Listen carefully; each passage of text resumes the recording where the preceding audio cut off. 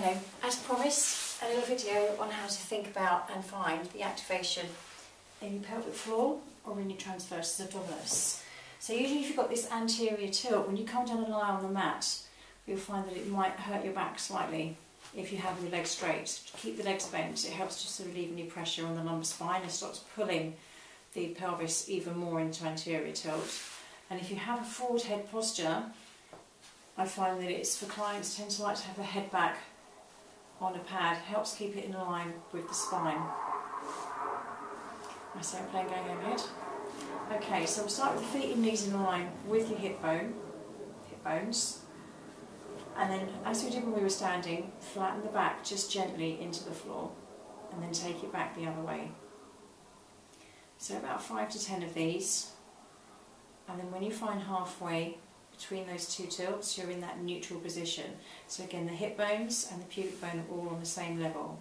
Now to think about the activation, pelvic floor runs from tailbone to the front of the pubic bone, front to back, and then from side to side of the of the sit bones.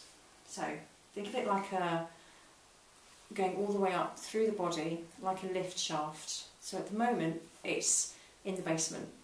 And then if you pick it up and you run it all the way up, think about pulling it all the way up through the body, all the way up to the top, to the 10th floor. Be quite tight, you feel quite restricted here in the ribs, quite hard to breathe as well.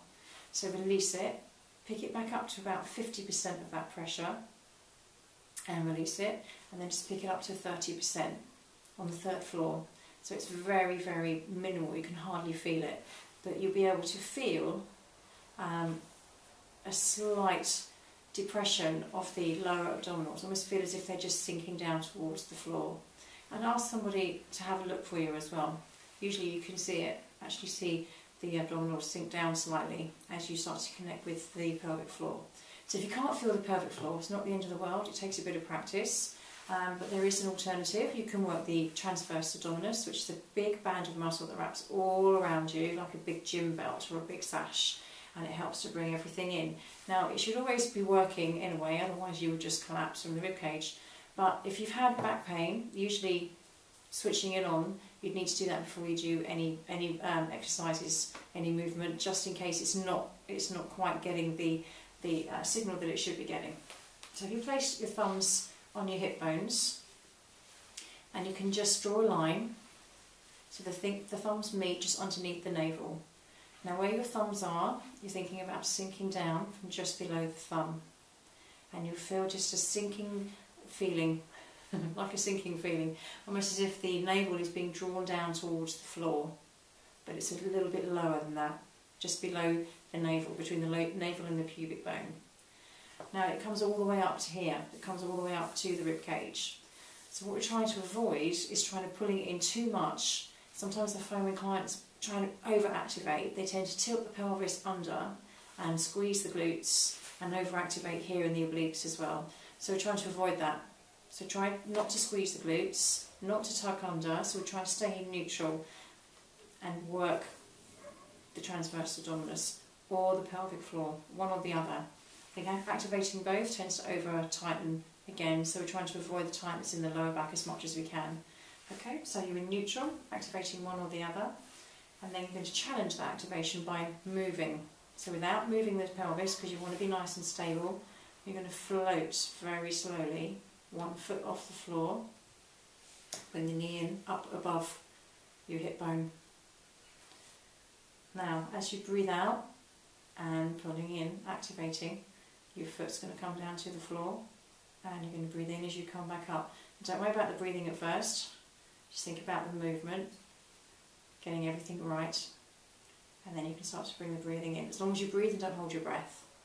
So when we start doing this with a beginner, we're doing about 5 on one leg. Okay, and then obviously go on to the other leg as well.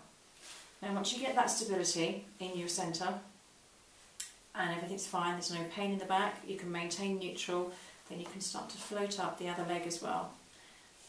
And we'll just work one leg at a time. Try and breathe out as you come down, breathe in as you come back up. Shoulders stay relaxed, collarbone released, no tension in the upper shoulders. Making sure you maintain that neutral position. That pelvic bone is in line with your hip bones. Okay, and we're working up to 10 on each side. So start with 3 or 4, maybe 5 on each side, see how you go. What I usually find is clients who've got quite tight hip flexors find that quite hard to do without tilting the hip flexors, pulling even further on the pelvis, and they end up like this with the rib cage lifted and tightness in the lower back. So, bless him, just to help, I had a towel somewhere, where's it gone? Can't find it. Okay, if you had a rolled up towel, a small hand towel, underneath the lower back, place it underneath there and just gently press back into that towel, making sure you're still in alignment. That will help you think about staying back in that neutral spine position, and as soon as you start to feel that back coming off the towel, push it back in again, just gently, no jamming the back in, just gently push it back in, very slow and controlled. Okay, so that's just trying to activate, get the muscles working, and then just challenging them with some movement as well. Remember, start with one leg and then work your way up to 2. Okay, see you soon. Thank you, bye.